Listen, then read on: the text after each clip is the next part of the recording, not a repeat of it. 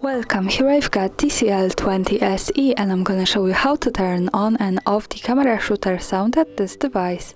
So at first we have to tap on the camera button to open it, and for now we are on out of auto mode, so let's stay here and let me take a picture.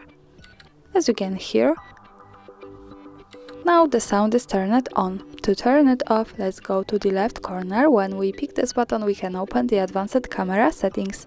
Now let's slide a little bit down to the general category, and here we can see the shooter sound option. So by using the button from the right we can easily turn it off and turn it on as we need.